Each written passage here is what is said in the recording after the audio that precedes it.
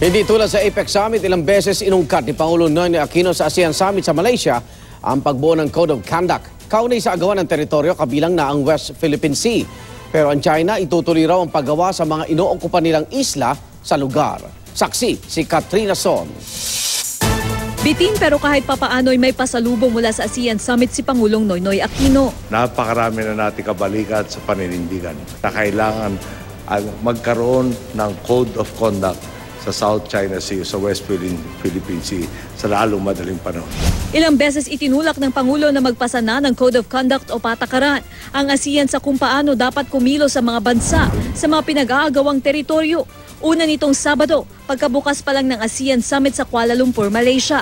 Nang sabihin ng Pangulo na may implikasyon ng pagtatayo ng China ng mga istruktura sa Spratlys Islands sa Southeast Asia at sa buong mundo. Hindi raw dapat payagan ng ASEAN ang anumang bansa na mangangkin ng isang buong karagatan at gumamit ng puwersa para rito. Hindi rin nangimi ang Pangulo sa mismong ASEAN-China Summit. Nasabihin sa harap ng China na dapat magsilbing halimbawa ito sa pagpapanatili ng katahimikan sa rehiyon. Ang reclamation at pagtatayo ng mga istruktura ng China ayon kay Aquino ay pagbaliwala sa international law at Declaration on the Conduct of Parties in the South China Sea. Pinarating pa nga ng Pangulo sa buong ASEAN kung paanong hindi na makapangisda ang mga Pilipino tulad dati at hindi na makadaong sa Scarborough Shoal kung saan ito doon dumadaong pagmasama ang panahon. Habang sa ASEAN East Asia Summit, sinabi ng Pangulo na pinili raw ng Pilipinas na dalhin sa international arbitration ng issue at umaasa itong susunod din ng China sa rule of law.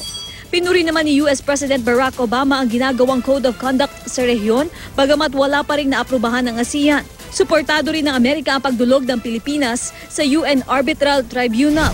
For the sake of regional stability, claimants should halt reclamation, construction, and militarization of disputed areas. Pero hindi pa rin natinag ang China. Napatuloy raw magtatayo ng mga pasilidad sa mga inookupang isla sa West Philippine Sea para sa kanilang national defense at proteksyon ng mga isla. Giit pa nito, hindi dapat makialam sa issue ang anumang bansa, kundi naman sila direktang apektado nito. Ako si Katrina Son, ang inyong saksi.